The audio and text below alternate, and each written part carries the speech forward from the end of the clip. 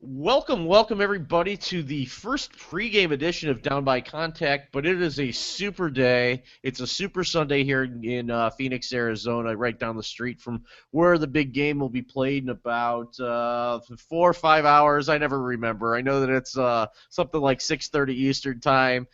Chris Green is now in a different time zone than me in California, so he can tell you what time the game is locally in California. But first, let's welcome him in. How you doing on this super Sunday, Chris? I'm doing super, Jeff. Hey, did I even introduce myself? I'm Jeff Rich. Follow me on Twitter at @byjeffrich. Follow Chris on Twitter at CGRN731, and follow the whole More Than a Fans digital network at MTAF TV or at MTAF Sports on Twitter. Now that we got all the plugs out of the way, let's look at the task at hand, and it's to look ahead to the NFL championship, the 49th of the Super Bowl variety. The Seattle Seahawks, the defending champions, against the New England Patriots, who are there constantly, but haven't been able to win it in 10 seasons. So, hang on, Chris.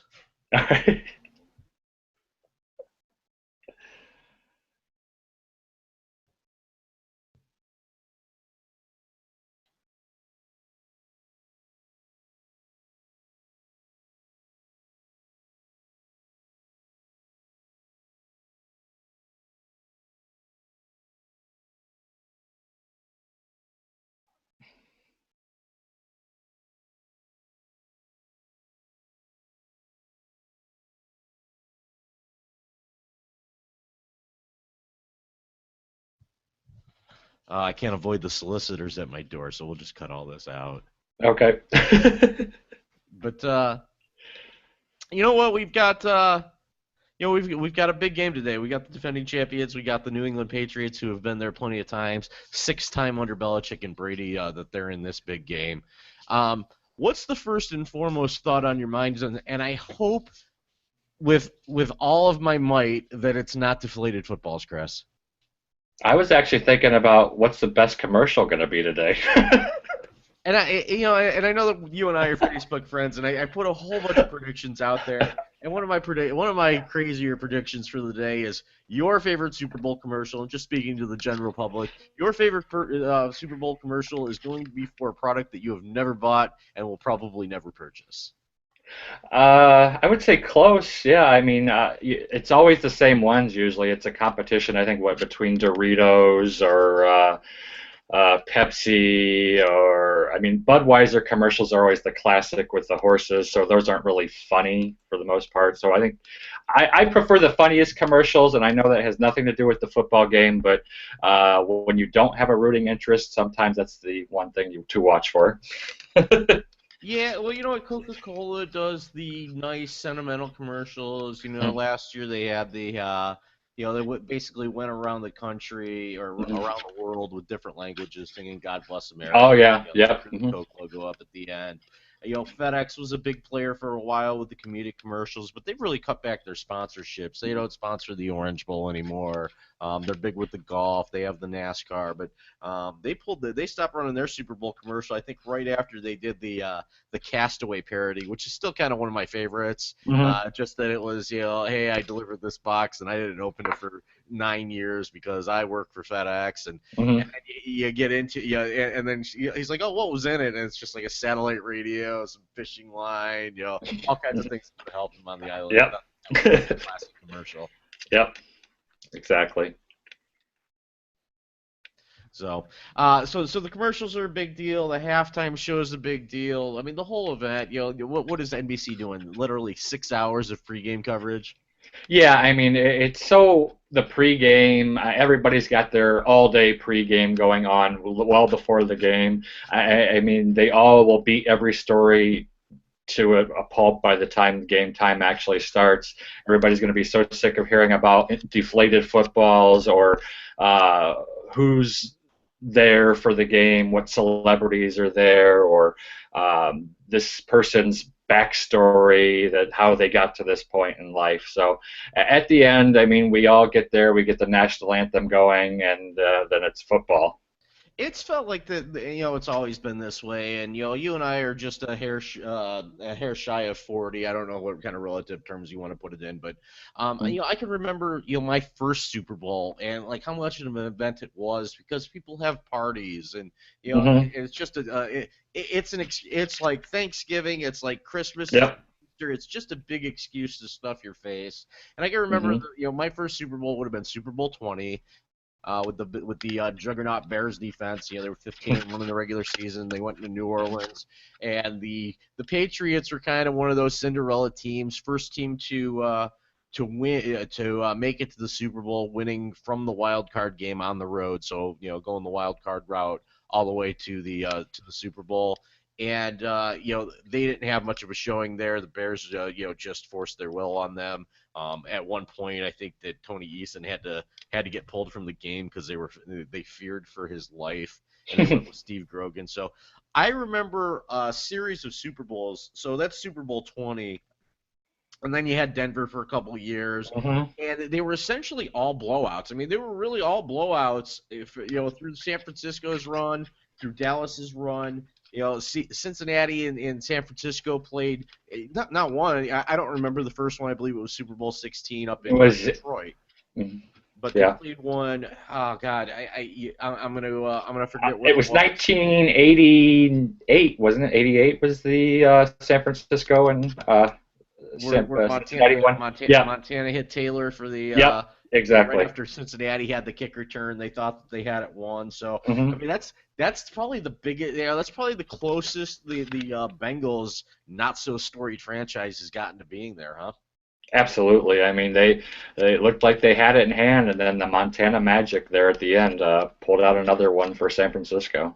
What's another game maybe 10 year in the 20th century that you might remember as being something of a classic? Oh, the first Giants Bills when Norwood missed the field goal at the end of the game. That That's a that big one. I yeah. can you believe there's never been overtime in 40 in 49 championship games?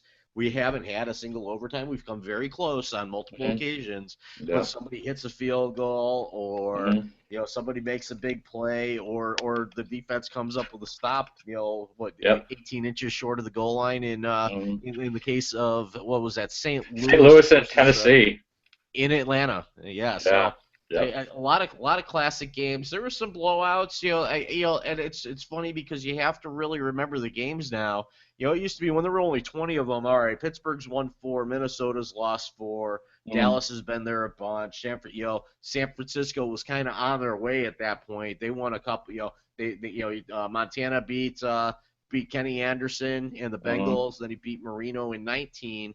And I don't have, I'm 36, so I don't have a good recollection of any of those games. But Yeah. then you get into the second Cincinnati game.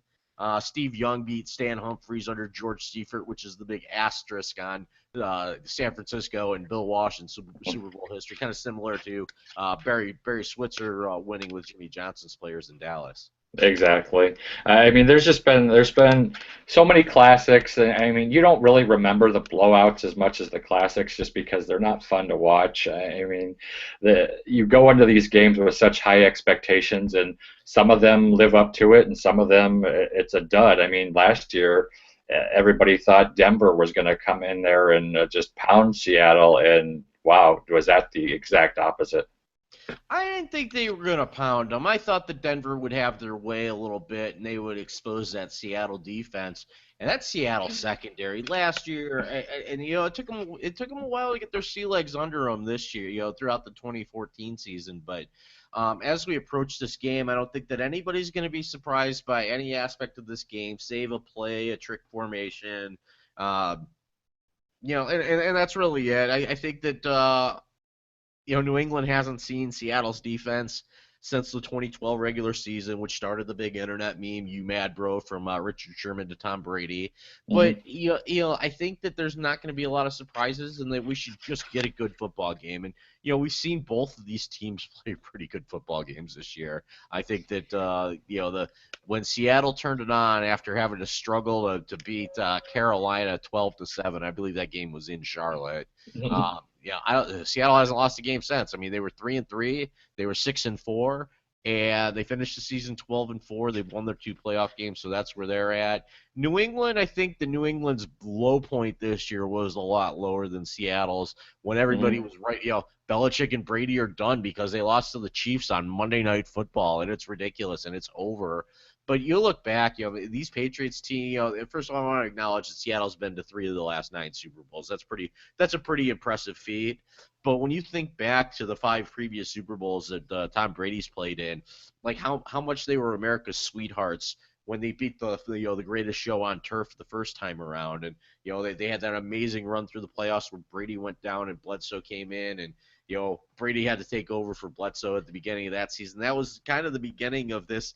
You don't want to call it a dynasty because there's too much time in between, but the Patriots' run of success is certainly undeniable. They were able to win 11 games. Brady goes down 4 minutes into the 2008 season after they lose the Super Bowl to the Giants, and Matt Castle wins 11 games for them, and they just don't make the playoffs because the AFC was just such a tough cookie that year.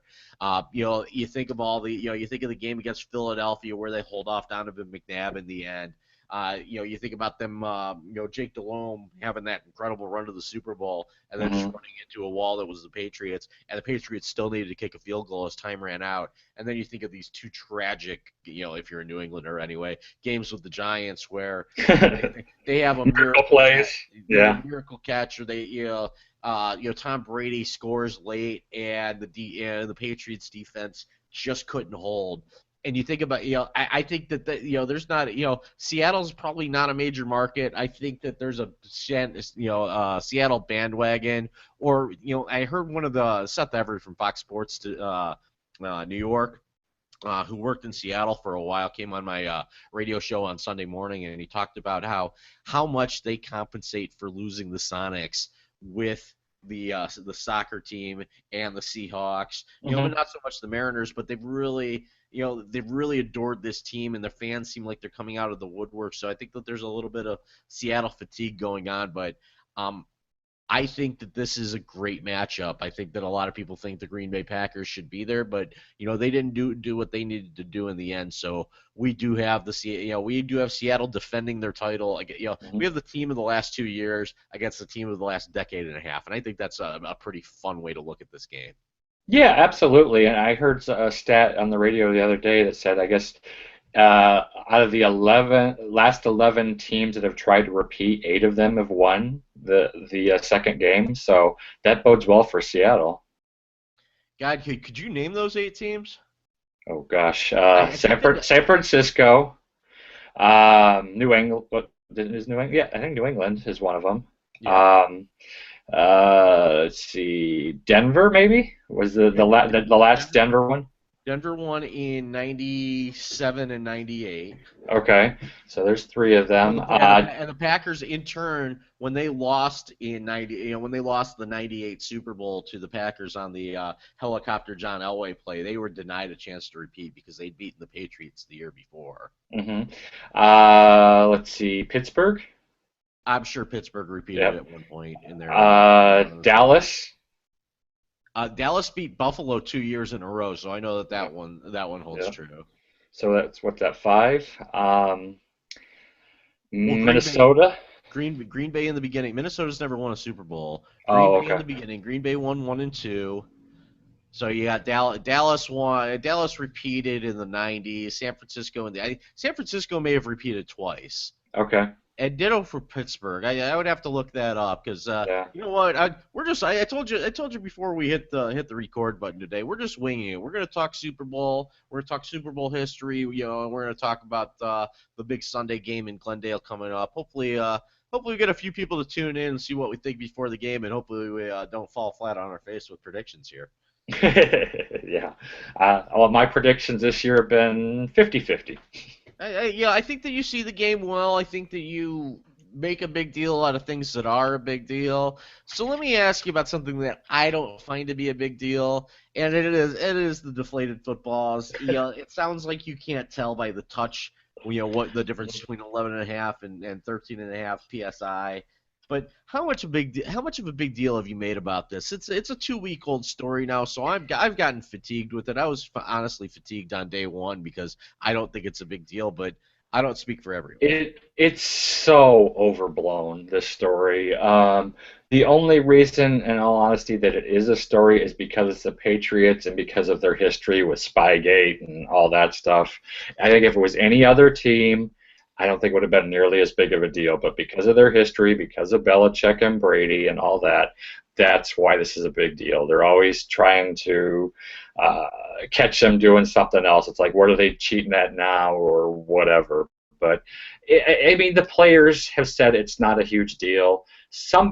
I don't know who it is that's making it into such a big deal, but obviously, you know, former Brown DeQuell Jackson was supposedly the trigger man for all this, and then he comes out and says, "I don't have anything to do with this. I don't even care." So it just became such an overblown mess, and I guess it's just everything that's gone on in the NFL this year. It's just another negative story for the league, and I don't know. I'm just so sick of the negativity and all this stuff that's gone on. I just, who cares? It didn't affect the game. I'm sorry, footballs, even if they were fully inflated, it didn't change the ass kicking that Indianapolis got. Oh, not at all, not at all. And most of the players on the Colts have come out and said as much, Mm. which is really a shame that you have to force these guys to keep peeling at the scabs from an obviously lopsided loss in the AFC Championship. Hey, you know what? While we're on the subject of the championship games, I want to ask you, the Colts, are they demoralized by the blowout, or do you think that they show promise? Obviously they need to figure out their running game. They need to figure out a few things on defense, and Andrew Luck's only going to continue to get better over time as he approaches, as he approaches his prime. Well, and that you hit the nail on the head right there, Jeff. They have Andrew Luck. As long as you have Andrew Luck, you're going to be in it every season. If they add a few more pieces, parts, they'll probably be in the Super Bowl next year. It's just they've tried to piece together some things, but like you said, the running game for them is atrocious. Their defense was questionable at best this year. Their offense hummed all season long. I mean, we talked about it. They scored 30 points in I think all but 3 games. So I mean, the offense obviously is an issue, even though they do need to improve the running game. But they really got to work on that defense because if they want to get to the Super Bowl, they got to be able to stop somebody. And until they do that, they're not going to get there. But as long as they have Andrew Luck, they're always going to be in the conversation. I mean, you can even bring it back to when Peyton Manning was in Indianapolis. It was always the same thing. The offense was always humming, but the defense couldn't stop anybody. So once they finally stopped somebody, that's when they made it to the Super Bowl and beat the Bears team. But until they do that, they're going to get to the championship game or whatever, but that's it. And they won that game on the strength of their defense and Yep. Joseph Adai. It was a Yep. rainy night. The passing game wasn't all the way there for Peyton Manning. He got his ring, and he probably Yep. should have gotten it in some other seasons, but he ends up being, he ended up being a bridesmaid quite a few more times than he was a Yep. bride. Speaking of miscongeniality, give me a quick take on where you think the Green Bay Packers are. I know a lot of people think that if they'd just done a few they'd done a few less things wrong that they would be in this game. We know about the collapse. We know that they give up the big 2 point conversion, and and then in overtime, Russell Wilson just makes two incredible throws. But where do you think the Green Bay Packers are overall? Do you think that they were fraudulent to even be in the NFC Championship in the first place, or do you think that they're a team that's worthy of that should be worthy of taking on the Patriots in Super Bowl 49? Well, if you ask the Dallas Cowboys, of course they were a fraudulent team to be there. They shouldn't have been there in the first place. But that's a different story, and Detroit could say the same thing about Dallas. So, but we won't go there. No, same thing. They have Aaron Rodgers. Aaron Rodgers is going to keep you in it every season as long as he's healthy. And even this year, when he wasn't healthy, he willed them to that point. And I mean, within 5 minutes of being in the Super Bowl. So I think they're a very good team. I think they may need to make a couple of tweaks here and there on the defense. Offensively, I don't think they have really any weaknesses on offense. So, but I think they tweak the defense a little bit. I think you're going to see them. I definitely see them in the championship or Super Bowl next year. All right, let's get into the big event on Sunday night in Glendale, Arizona. You have the New England Patriots, who had a fine season. Had some struggled a little bit with Baltimore. Had the controversy, but didn't exactly struggle or had no semblance of struggle against the Indianapolis Colts in the AFC Championship. When they have the football, that's going to be the story. It's going to be Pete Carroll's defense against Tom Brady and the mind of Bill Belichick on the sidelines. Who has the advantage when New England has the football? When New England has the football, wow, that's a great question. I would say it's going to be very evenly matched because that Seattle defense is just something to reckon with. I mean, every team that's went up against them has seen that. They may give you a couple of spots here and there, but they are not going to give you much. You're going to have to earn everything you get, every point you get, every yard you get. You're going to have to work for it. And this year, New England's offensive line is protecting Brady pretty well. So if they protect him well, give him time, then I think he has a chance to pick Seattle's defense apart. I don't think it's going to be a high-scoring game. I don't think either team is going to make it to 30 points. I'm in agreement with you on that. So I think at the end of the game, if you have to ask me whether you'd rather have Russell Wilson driving for a winning touchdown or Tom Brady, I'm going to take Tom Brady 10 times out of 10. He's got the history there, and as long as the people around him do their jobs, and I know I'm sounding like his wife, who called everybody out, I think it was last year or the year before, but I think New England has a good chance of pulling it out. So. Yeah, these guys can't do it without their supporting cast. This isn't basketball where you can have a guy like LeBron take over. You gotta have everything clicking. You gotta have the offensive line clicking. You gotta have the receivers gotta understand their routes and how the quarterback reads everything. So I mean, this is a complex game. This is a big chess game. It moves at a very high speed, but it's a big giant chess game. Now, when my take on when New England has the ball is that they're not going to run the ball very well, and I don't think they're going to try. I think they're going to go back to the way that they were against Baltimore, and they're just going to try to pick their pieces. I think we're going to see a lot of punts in this game. I think we're going to see a lot of 3rd and 10s, and I don't think that we're going to see a lot of settling for field goals. I think that you find yourself in that no man's land outside between the 35 and midfield. 4th down, you're not punting, you're going for it. I know that field position's a big deal, but I think that points are going to come at a lot more of a premium than field position because both teams are able to flip the field. The one thing I'll look for is the Patriots' ability to run after the catch. Because that's something that Seattle does so well is shutting it. They'll give you the 7-yard catch, but they're not going to give it. They're not going to let you run it for 17. You catch the ball at 7 yards, you get a 7 or 8 yard gain. You catch the ball at 15 yards, it's a 15-yard gain. And you don't get to demoralize these guys. You don't see Seattle chasing wide receivers a lot because they stay behind. They stay in front of the ball and they're able to make big plays. So I expect Tom Brady to go for it. I expect him to be a little bit conservative. I think he's going to go down a few times. I wouldn't even be surprised to see one of the backup quarterbacks has to play at least a play in this game because I think that both pass rushes are going to be fierce. Now, I wanted to address your point about choosing Tom Brady or Russell Wilson. If I need to build a team for the next 15 years, for the next decade and a half, I'm going with Russell Wilson. He's got all kinds of promise. I don't think he's a flash in the pan. I think he's a great player, even though he's not a prototype. Drew Brees isn't a prototype, and we've had plenty of quarterbacks that aren't 6'5" that can stand tall in the pocket. We've had quarterbacks that are successful that have Russell Wilson's vitals. So I think that, but however, if I'm taking a guy for the next minute and a half to get me one drive today, I want Tom Brady. So, but I mentioned Russell Wilson, so let's talk about what happens when Seattle has the ball, Chris. Yeah, well, real quick, I want just to go back to Russell, the Brady-Wilson comparison. So, and I'm not saying that Wilson's bad or that, I mean, we saw what he could do 2 weeks ago in that game against Green Bay where he played terribly, but the last 5 minutes and then in the overtime, he looked like one of the best quarterbacks in the league. So don't get me wrong, he definitely has the ability, and we've seen it in flashes, but I'm going to go with history in that regard. because of how Brady's done it for years and years. But to your point, definitely, Wilson's definitely got a big future ahead of him. I agree with that. So now moving on to Seattle when they have the ball. Here is the biggest difference that we've seen with, just to go to New England real quick, is they actually have a defense this year, whereas in years past they couldn't stop anybody. And as amazing as that is with Belichick as a coach, it's true. But this year they have a defense. Now, as far as what Seattle needs to do, Seattle needs to give the ball to Lynch as much as they can and pound out the yards like they did most of the season.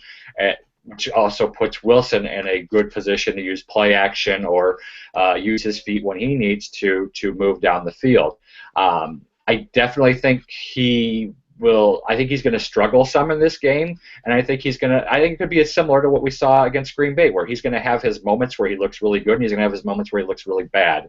So it could be a mixed bag. It's just a matter of which do you get more of. Do you get more of the good Russell Wilson or more of the bad Russell Wilson? And that could very well determine the game in the end. All right, they're big player. Russell Wilson's fine. The receivers make plays when they need to. Wilson beats Clinton Dix to put them in a position to win the game that brought them to the Super Bowl. So they've got players that make a difference, but the difference maker on the Seattle offense, the guy that probably Russell Wilson at least needs to give about a third of the credit for the success that he's had in his career, would be one Marshawn Lynch, who made a spectacle of himself.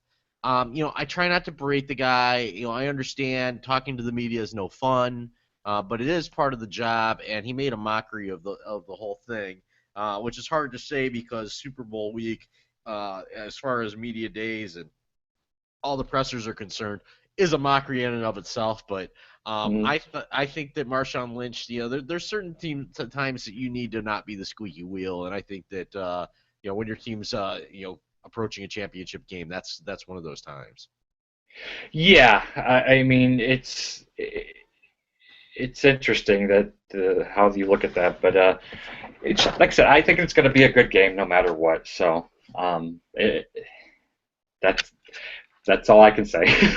Okay. Well, I'll tell you what. Here's one of the things I think. I think that Marshawn is going to get his. I don't think he's going to have a monster day. I think that Belichick is going to force Russell Wilson to keep the ball himself on that read option and not let Marshawn Lynch burn them on that read option. Sure. I think Wilson's going to get the lion's share of the carries on that read option. And I think that you're going to force Russell Wilson to throw the football. Like I said, I think there's going to be a lot of punts in this game. I think there's going to be some going for it on fourth down, and I think it's going to be a pretty low-scoring game. I'm going to go, and I didn't bring up special teams because there's so much to talk about. Gostowski's been great. Hoshka's great. So long field goals are a possibility. Very evenly matched. If you got the ball last, I think that I think the team with the ball last, in a close game, is going to have the advantage because you can hit those long kicks. I don't see it. I think that Seattle capitalized on the onside kick last week, but both kick coverage teams are great. Punt coverage teams are great. The one thing I will say is I think that Seattle it just has the it factor on defense. I think they're going to force a score. And one of the interesting stats that I think about every time I see a pick six in the Super Bowl is nobody has ever had a pick six in the Super Bowl and lost the game. And I think Seattle might be the team to do it, just because I don't think that they have quite the horses on offense to compete with this New England defense. So I'm going to give my final score prediction right now, if you don't mind, and I'm going to say Patriots 21, Seahawks 14, and it's a defensively controlled game. And I think the Patriots are going to get that one big catch and run, whether it's Gronk, whether it's Edelman or Amendola. Okay, that's interesting. Well, one other thing real quick that I forgot to mention before when we were talking about when the Patriots have the ball versus Seattle's defense is something we really didn't get into is, in that Green Bay game, we saw Sherman and Earl Thomas get hurt, and then we saw earlier this week Cam Chancellor got hurt. So that's three main cogs of their defense right there that are definitely going to be less than 100% going into this game. Now, I don't know if it's going to be a big deal, but that's something else to look out for in the secondary, especially when you're talking about the yards after the catch. That could come into play there as well. Well, And that could put the impetus on Seattle's front seven to get to Brady and not give him that time to pick apart a not a taxi squad secondary, but a beaten and battered one to be certain. exactly, exactly. And I'm with you. I think whoever comes down to the ball, having the ball at the end of the game, is probably going to be the winning team.